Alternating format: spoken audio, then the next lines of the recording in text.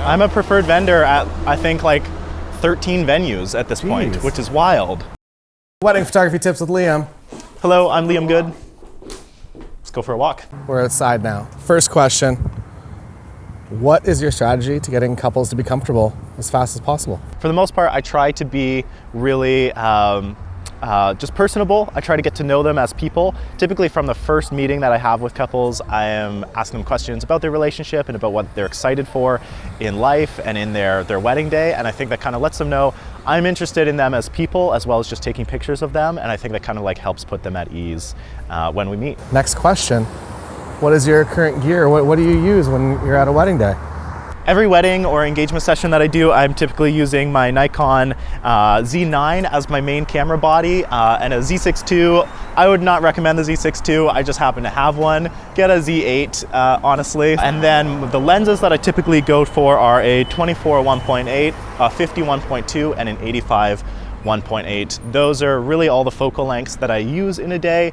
I don't use a lot of zoom lenses. I will use a couple of on-camera flashes, but not a whole lot of off-camera flash. I like to keep my setup as minimal as I possibly can. Then I'm having to make less decisions about what I'm using, if you set up a shot and you're like, oh, is this gonna be a better shot at 24? Or is it gonna be a better shot at 135? Or is it gonna be a better shot at 200? Like, there's just less decisions. I know that I'm probably just gonna photograph it with my 50 anyway. So if I don't bring as many things with me, I have less decisions to make, and less decisions to make usually means that I can capture better images and be more present with my couples, if that makes sense. You're a one camera body man most of the time. One camera body man most of the time. And one prime lens, one camera body. Yeah, so usually I am just using my Nikon Z9 and a 50 1.2 as my main camera and lens setup throughout the day. I just love it. It just looks so nice. I've noticed that 95% of photos I deliver in the end tend to be from that setup. So the more that I use it, the more that I tend to just keep using that one camera and that one lens throughout a wedding day or an engagement session. What is one tip you have for somebody that is getting into this wedding photography thing? One tip that I have for somebody getting into wedding photography, I would say be really proactive on things. Spend a lot of time learning and educating yourself, whether it's free things, paid things, YouTube things. Honestly, I have family members, friends, or people that you meet, they'll ask me like, where'd you go to school for this? And I say, I went to the school of YouTube. Like, just consume information, take notes, see what works, see what sticks, see what you actually want to implement, because also not everything is going to work for you and your business, so be careful about what you apply. But overall, just be proactive. If you don't have a portfolio at all, message some friends that got married last year and say like, hey, do you still have your dress and your suit? I'm setting up a session. It's gonna be awesome. You're gonna get great photos out of it. I'm telling you, they'll probably say yes. And if they don't, or you don't hear back from them, message somebody else, keep messaging, just keep going, keep being proactive, and keep taking your work into your own hands.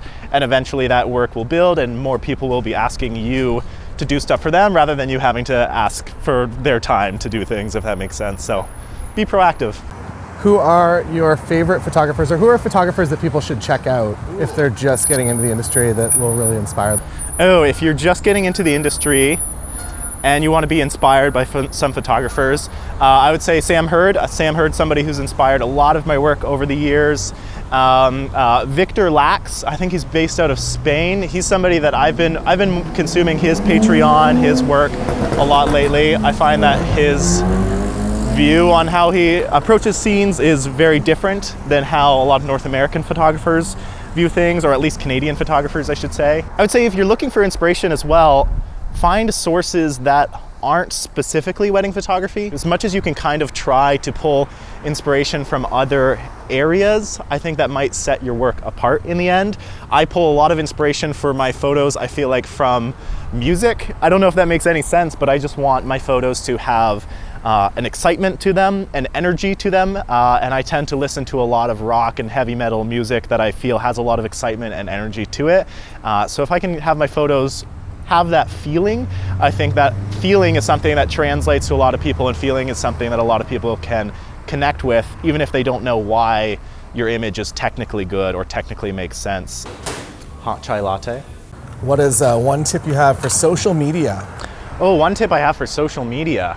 A lot of people say it, but I'm just gonna say it too. Consistency, be consistent. Don't be a person that just disappears for long periods of time. Try to show up, try to show your face on your stories, try to be posting somewhat consistently. I am certainly not the best at this, but You're I think very good. You post okay. every single time you do a shoot. I do. Post a photo of your face with a camera, but you look like a photographer that people want to hang out Exactly. with. And I think you do that very well. Thanks, Taylor.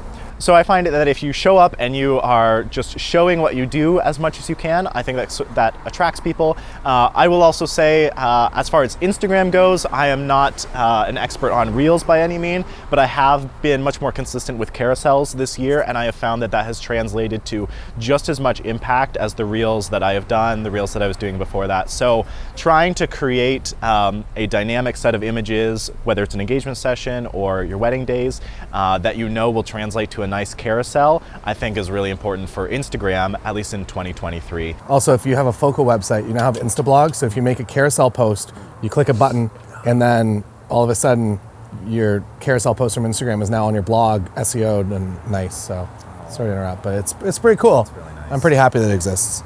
Back to what is one thing that you did wrong in your business, or one thing that you've done wrong, or it could have been done better? Well, I learned from all of it, so it's hard to say it was wrong, but no, at the time it definitely felt wrong. So I'll just say it was wrong. It's wrong to assume that you have to do it all, if that makes sense. If there are tasks that you don't enjoy doing, but that are critical to running your business, you can find people that will do those for you, whether it's video editing or accounting. I've had an accountant for as long as I can remember now, but it was still too late, if that makes sense. The first couple years, I just wanted to do everything myself. And I think there's a certain quality to learning things yourself and kind of having a handle on things.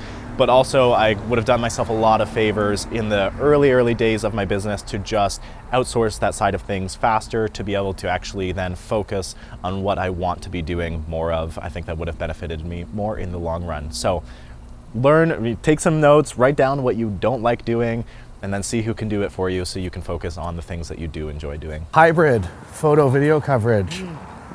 How has that changed your business? I offer photo and video as one person team.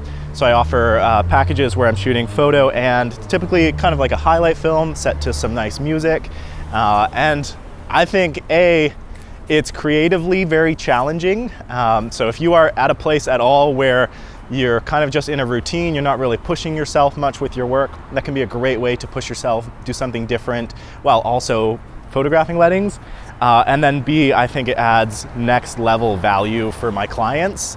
And I don't know why I did this. I feel like I'm like a sales coach right now. Like, add 10x your business, add extra value. Anyways, yeah, I think it really brought the value up for my clients, and happy clients equals more happy clients. For venues, you're a preferred vendor at some venues now. I'm a preferred vendor at, I think, like 13 venues at this point, which is wild. How did that come about? What did you do proactively that was under your own control? So with becoming a preferred vendor at wedding venues, which if you don't know, I would say is probably one of the most like sustainable things you can do as a wedding photography business. It really does add some reliability to your business that you don't find in a lot of other places in photography. So becoming a preferred vendor at wedding venues in the area was a huge step for me, and something that I always wanted right from the first couple of years that I started shooting weddings. As soon as I learned it was a thing to become a preferred vendor at venues, I was like, oh, that's the way to go. But again, you just got to consistently show up at these places. You need to attract clients in the area that are getting married at those venues. Find ways that you can do that organically, whether it's you do a shoot there or you do a shoot in the area and maybe you blog that. I still try to take on at least a section of work that I will do for free or just to help somebody out, if that makes sense. So many years ago, I had a catering team reach out to me, and they were like, hey, we need some food photos, how much it's gonna cost and everything like that. And at that time, I hadn't done a lot of food photography. So I actually said to them, like, look, I love taking pictures of food, but I haven't done it much, so I'm not gonna charge you. How about we just, I'll scratch your back, you scratch mine kind of thing. I'll give you the photos, and then if you wanna refer me any work or put me on your website or anything like that. And that was just for a catering company, it's not even a wedding venue. And they were like, okay, great. That was like 4 years ago at this point, but we shot the photos, delivered it. We had a great experience together. They got a lot of use out of the photos over the years. And then recently they reached out to me and they're like, hey, we have a friend that just started a wedding venue and she needs some drone photos. And we thought you took great food photos for us. Do you take drone photos? And is that something you can do for this wedding venue owner? And I was like, yes, absolutely. So then I reached out to her and I was like, hey, I know you're not asking me for this, but instead of just coming and taking some drone photos, why don't I actually put together a full promotional video for your venue? It'll just be like 1 to 2 minutes long, but I'll show up, I'll take those drone photos, those drone video clips that you want, and a few other things, come to a wedding day, film, do an interview with you, and put together. And she was so thrilled that I hadn't even done the actual work yet, but she was so thrilled that I offered to do that she was immediately like, hey, like, you want to be on our preferred vendor list? And I was like, oh, heck yeah, I want to be on your preferred vendor list. So at the end of the day, if you offer things to people that are valuable for them, even if you don't know what the turnaround on that is going to be in the moment, it will usually come back in a good way. You just have to be patient and keep doing nice things for people and see where it goes from there. Where can people find more about you? I am at Liam Good Visuals on Instagram. That's where I do most things. Or if you just Google Liam Good, my website, my Instagram, YouTube, stuff like that should come up. And you'll see me around on the internet, and maybe I'll see you too.